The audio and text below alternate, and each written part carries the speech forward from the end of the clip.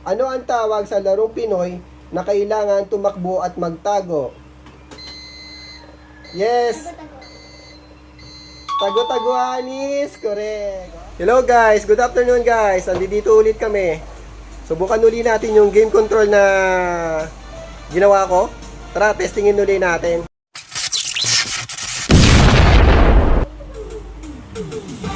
Tawagin natin yung una nating player. Ang una nating player ay si Aya.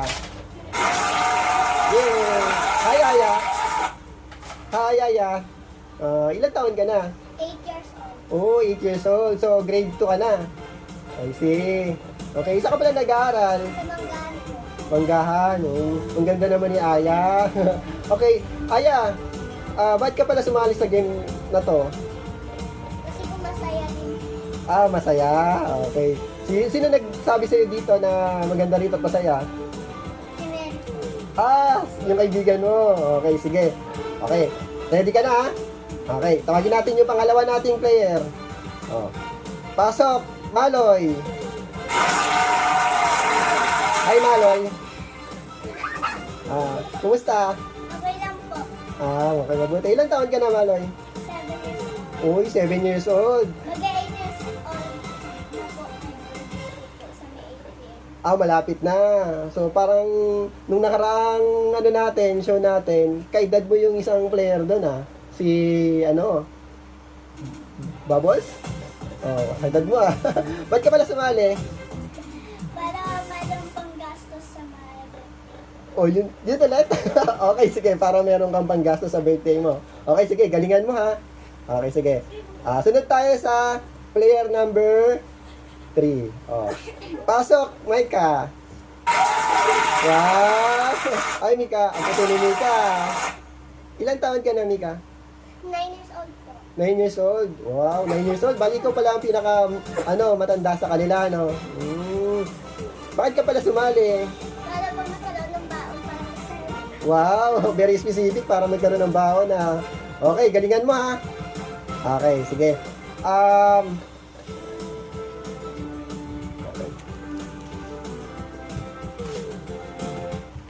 Alam niyo na yung mechanics? Hindi pa po. Aya? Maloy? Mika? Hindi pa? Sige, ulitin natin. Ganito ang mechanics. Pagkatapos ng tanong, pwede kayo magpaunahang pumindot.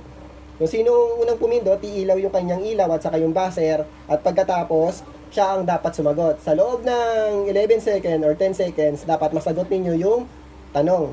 Pag hindi nyo nasagot yung tanong, pwede siyang steal ng kalaban. Yung sumagot na mali yung sagot niya, hindi na siya pwedeng sumagot. Bali, ang sasagot yung natitirang dalawa. No? Okay? Nakuha ninyo?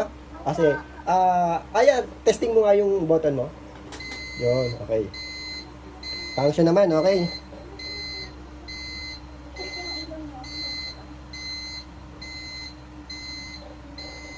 Okay, functionable naman yung natin, yung button natin.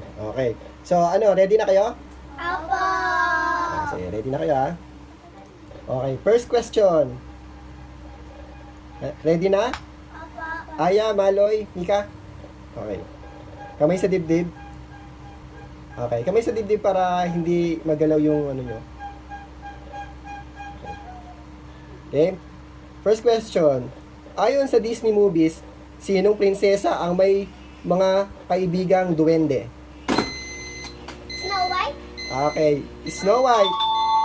Snow White is correct. Letter A. Actually, multiple choice yun, pero dahil sinagot mo na, i-correct na ba natin yon? Direct? Okay.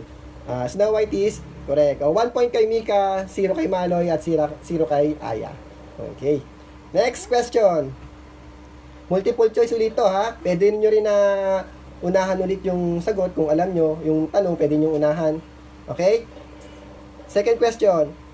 Sa laro na Adopt Me ng Roblox, ano ang ina-adapt ng mga manlalaro upang alagaan?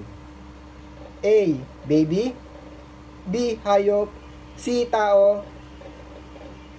Okay, paunahan kayo. Anong? Okay, Aya. Aso. Aso. Actually, walang aso eh. Aya, that's wrong. Okay. Okay, Mika. A baby. A baby is wrong. Pwede ka pa mag-chance. Oh, Maloy. B. B is correct. The correct answer is hayop. B. Mukhang adik ka sa Roblox ah. Mukhang talaga naglalaro ka ng Roblox ah, Maloy. Okay. Kamay sa dibdib. Next question. Sa science, ang habitat o tahanan ng mga isda ay A. Tubig, B. Lupa, C. Hangin. Mika. A. Tubig is correct. Okay. 2 points kay Mika, 1 points kay Maloy, 0 kay Aya. Habol ka, Aya. Basta pindot lang ng pindot, ha. Huwag ka mahiya. Next question, kamay sa dibdib. Ilang araw mayroon sa isang linggo? Ilang araw meron sa isang linggo? Okay, Maloy. Pito. 7 days. Okay. Is correct. Tama. 2 points kay Maloy, 2 points kay Mika, 0 kay Aya. Galingan mo, Aya, ha? Pindot lang. Makinig ka lagi, ha? Kamay sa dibdib, tapos makinig. Next question. Sasagutin mo lang to, hindi to multiple choice, ha? Ilang bituin mayroon ang watawat sa Pilipinas? Tatlo? Mika, Tatlo? 3 is correct. Okay. Ang galing ni Mika, talagang kailangan niya ng pambaon. 3 points kay Mika, 2 points kay Maloy, 0 kay Aya. Habol, Aya. Pindot lang ng pindot, ha? Huwag ka mahiya. Okay, next question. Kamay sa dibdib. Kamay sa dibdib. Ano ang tawag, multiple choice nito, ha? Ano ang tawag sa larong Pinoy na kailangan tumakbo at magtago? Yes, tago-taguan is correct. Ah, galing ni Aya. Nakasagot din. Letter C. Tapusin natin, ha. A is patintero, B luksong tinik, C taguan or tago-taguan. Very good. Galing ni Aya. Next question. Kamay sa dibdib. Ready? Kung ang pusa ay cat, ang aso naman ay dog, ano naman ang tuta? Maloy. Puppy is correct. Very good. 3 points kay Mika, 3 kay Maloy, 1 kay Aya. Okay, next question. Ano ang ibig sabihin ng daglat na DR, Tuldok? A. Direktor, B. Doktor, C. Driver. Yes, Maloy. Maloy, anong letter yon? B. B. Doktor is correct. Okay, ang galing ha. 4 points kay Maloy, 3 kay Mika, 1 kay Aya. Next question. Kamay sa dibdib at makinig. Kumplituhin ang number series na skip counting by 9. 9, 18, 27, 36, 45, blank, 63, 72, 81, at 90. 54. Yes, Mika? 54. 54 is correct. Ano ang kasing kahulugan ng salitang binibini? Yes, Maloy. Ha? Babae. Babae is wrong.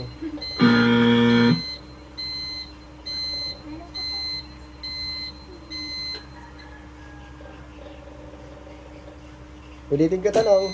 Yes, Mika. Pilipina? Binibina is wrong. Ulitin ko yung tanong. Aya, ano ang kasing kahulugan ng salitang binibini?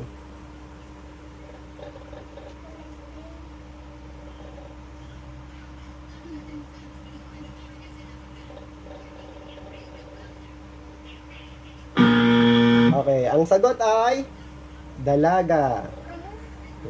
Dalaga, binibinis, dalaga, di ba? Okay, kamay sa dibdib. Next question. Sa grupong SB19, sino ang pinakabatang miyembro? Justin. Yes? Mika? Justin. Justin is correct. Okay. Next question natin ay, siya ang tumutulong kay nanay sa gawaing bahay. Yes, Ate? Mika. Ate is correct. Okay, tama. Oh, 6 point kay Mika, 4 point kay Maloy, at 1 point kay Aya. Aya, habol. Okay, next question.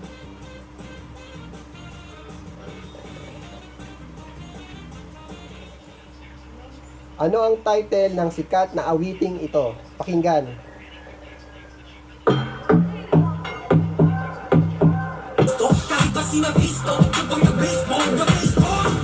No rush, I can do this all day. No rush, uniform mentality, like all right, man. Yes, Mika.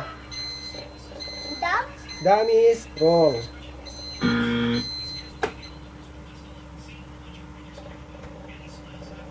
Sa harura with the harura play. Walang kumboba, ako ay paling sa lupa. Kahit pilitin mo mukha yun. Yes, Maloy. Dungka. Dungka is wrong. Si Aya na lang sasagot. Music please. Pakinggan mo, Aya. Ikaw na lang may kasagot. SB19. Anong kanta yon? Gento is correct. Oh. Correct mo lang. Yes, so 2 points kay Aya, 4 point kay Maloy, 6 point kay Mika. Then last question. Ito na, last question na to. Last two pa pala ito. Okay, makinig, kamay sa dibdib. Sino ang ating pambansang bayani? Yes, Maloy. Jose Rizal. Okay, Jose Rizal is correct. Okay, 5 points kay Maloy, 6 points kay Mika, 2 points kay Aya. Last question. Eto na, makinig ha. Aya, Maloy, Mika.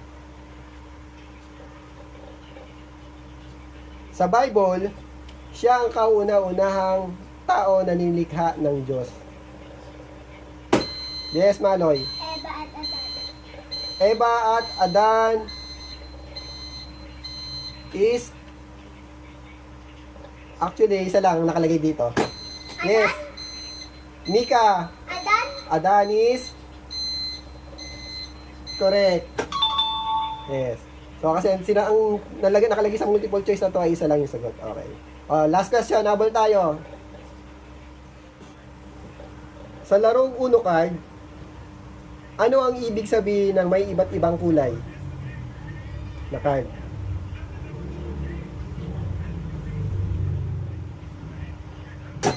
Yes, Mika. Change color. Change color is correct. Okay, may nanalo na. Yay! Ang nanalo ay si Mika. Congrats dyan si Mika. Congrats. Hug, kamay. Okay. Nice. Nanalo si Mika. Reward natin ha.